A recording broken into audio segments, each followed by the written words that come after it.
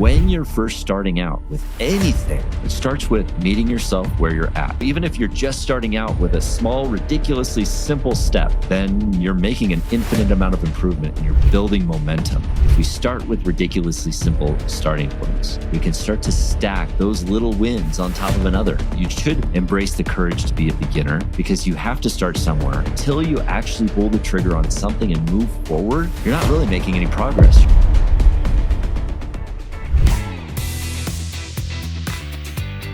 What is up, everyone? Welcome to Flow Over Fear. Thank you so much for being here today.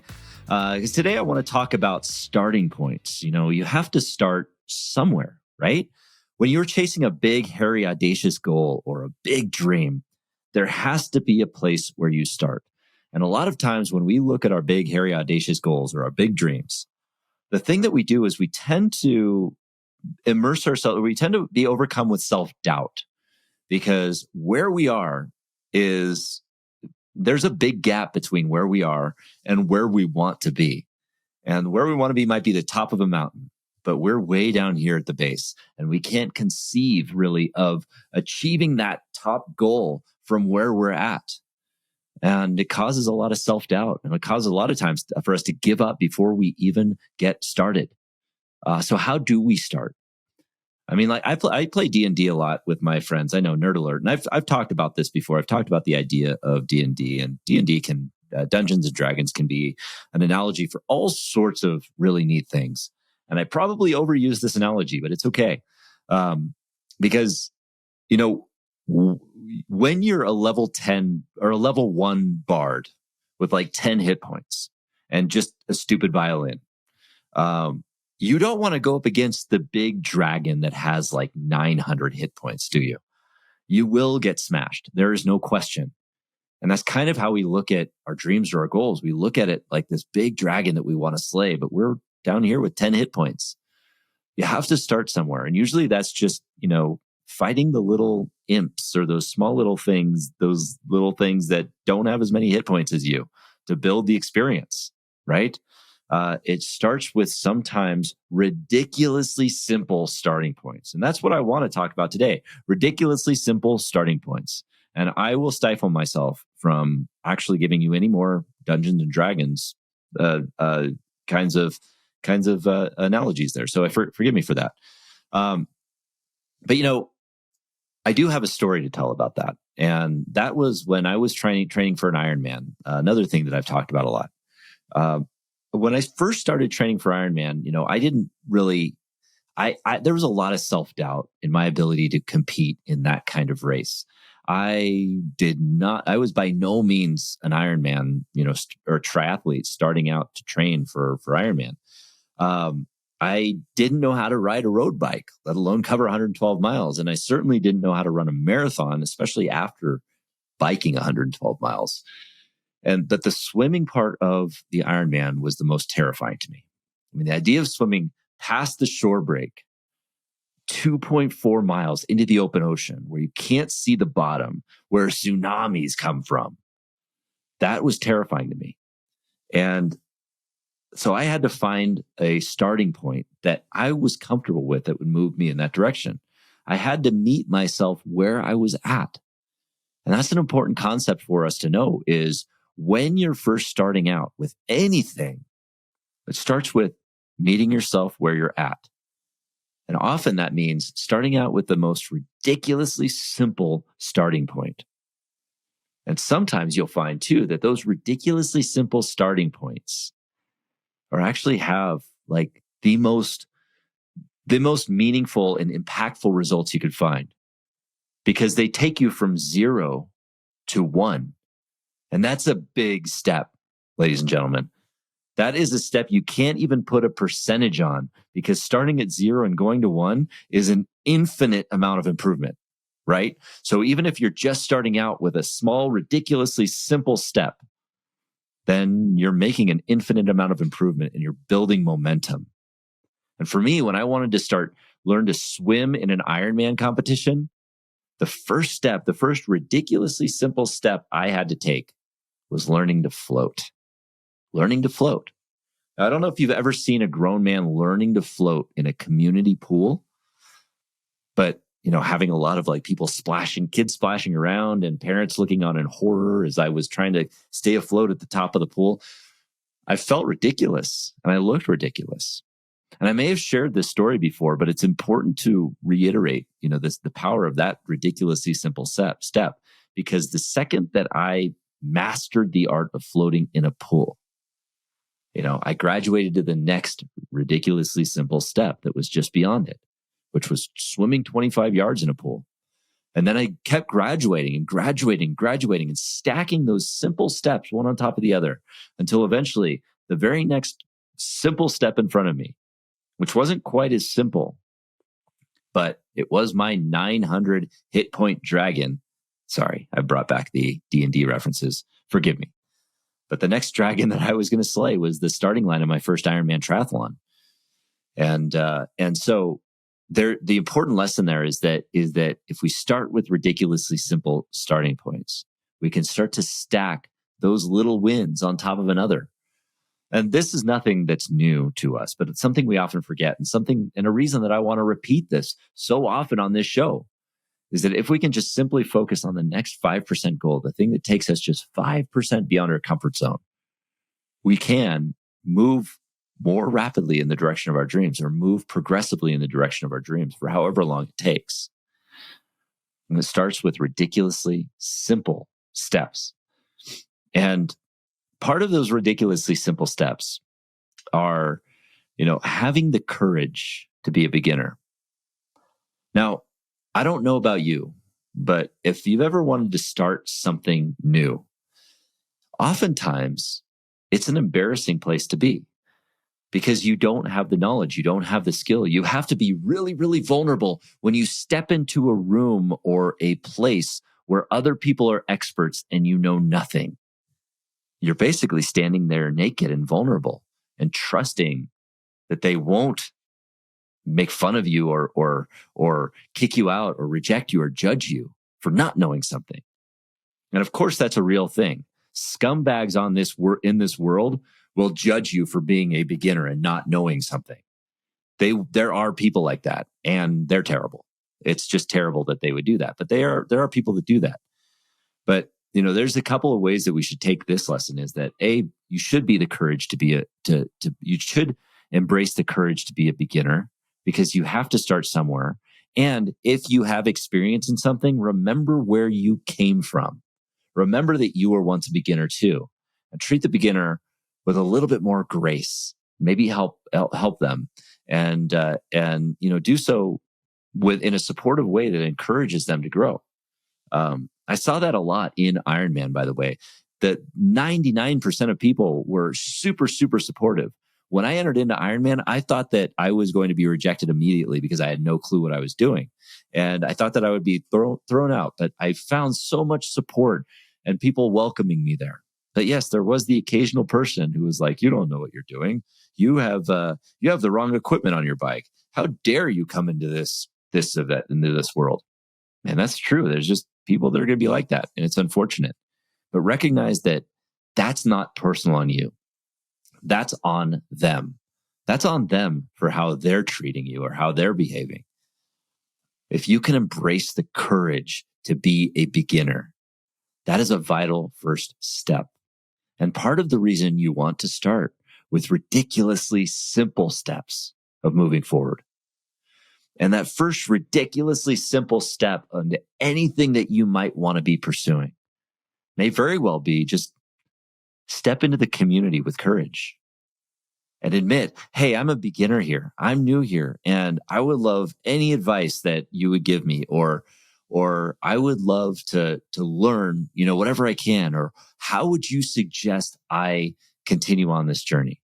But that's a great first step into anything that you want to try, any new goal or any new pursuit that you want to get into. Step into the community with courage. That is one ridiculously simple step that you can take. And another point about that is to keep going, is to keep pursuing those simple steps beyond that. Keep leaning into that momentum as you go. Because stepping into that community, they may tell you something that you might want to do next, another ridiculously simple step that you might want to start with. It may be floating in a pool or or something else or whatever it might be. But the next step is to take that next ridiculously simple step and continue to stack those ridiculously simple steps. Hey everyone, I interrupt this program to introduce you to a powerful tool that will help you gain clarity on your vision and accelerate your growth and achievement. If you're listening to this show, it is likely that you have an exciting vision for your life. But the problem is that we often get caught up in the day-to-day. We get distracted, we face uncertainty, overwhelm, and self-doubt. And as a result, the gap between where you are and where you want to be seems insurmountable. And that's why I created a framework for how you can turn your vision into strategic, disciplined action that will accelerate your results in the next 90 days. I call it the Vision Reflection Retreat. It is a 2-day solo excursion designed to reignite passion and adventure into your busy life and realign your focus toward your why. This is the very same framework that I use every 90 days to reflect on my own life and my vision and set my goals for the next quarter. And it has been a game changer. And the good news is that I'm giving away this Vision Reflection Retreat guidebook for free when you sign up for my newsletter. Simply go to flowoverfear.com/retreat and download your free guide and enjoy the journey. I call this stacking 5% wins because your ultimate goal is not, it is the end goal. It's the end achievement that you want to achieve. It's the finish line. It's the end of the movie, whatever it may be. But that's not the journey. And the journey includes a bunch of little wins. Because if you could give yourself little wins and you could celebrate those little wins along the path, that gives you fulfillment and satisfaction. And each of those 5% goals, you may be wondering, like, well, what does a 5% win look like? What does that even mean? Because I don't know how to determine 5%. Well, 5%, as I've talked about in the past, 5% is really, there's no science behind it. It's more art than science. You learn to feel what that next goal is. But the important part is not that you do a massive leap beyond your comfort zone. It's just that you nudge your comfort zone outward just a little bit. You just push it like you're kneading dough, like you're making bread or something. You want to nudge against that comfort zone a little bit. And as you do that, you expand your comfort zone and you get closer to your dream. You stack those 5% wins. And the way that I look at those 5% wins is I look at those as SMART goals. SMART goals, if you that you can break down into specific, measurable, achievable, relevant, and time-bound goals. And a lot of times I take these 5% little wins, depending on the big, hairy, audacious goal that you have. And I make them into like quarterly or weekly goals, depending on what you're looking at. So if you have a goal, a 3-year goal, or some kind of goal way out into the future, some vision of achieving something big, like doing an Ironman triathlon, or like a financial goal or something like that. If you work your way backwards to what you can accomplish this week, that may be a 5% goal. That may be the ridiculously simple starting point. It may be a quarterly goal. It may be a quarterly rock like they talk about in EOS. So it may be like you're putting a very smart goal for the next quarter on what you want to achieve. That may be a 5% step. Keep stacking those 5% wins, one on top of the other. And over time, until eventually that impossible dream that you've been pursuing is suddenly just the very next step. It all starts with a ridiculously simple starting point. And then finally, it's important to define within that first starting point that you actually do want to take a step forward. That ridiculously simple starting point should not be something like, I'm going to research it more. That is such a cop-out, by the way. A lot of people cop out of chasing their dreams by falling into the research trap, falling into the analysis trap, right? Like analysis by paralysis. If you want to be a real estate investor, I'll tell you, you can analyze as many properties as you want to. You can go through the analysis process until you're blue in the face and say that you've done some work, say that you've made some forward progress. But until you actually pull the trigger on something and move forward, you're not really making any progress. You're just cruising the internet. It's the same with like getting fit. I'm going to do some research. I'm going to find out what the best program is for me. That's not moving forward. When I'm talking about ridiculously simple starting points, I'm talking about easy steps, yes, but I'm talking about simple steps forward, not going around in circles, circling around the research. So get yourself out of the research, make a decision, the starting point, and then actually start moving forward in that direction. Not always easy. And I say this from experience because I've been in that trap of paralysis by analysis many times. I've fallen into that trap of doing research and dreaming a lot and just vision building myself into a world of dreaming. But that's all it becomes, is it stays a dream if you stay there. You can create the vision. You can do the analysis. You could research the thing that you want. But until you actually put a goal in place, a smart goal with a result together that pushes you forward, you won't be making any progress on it.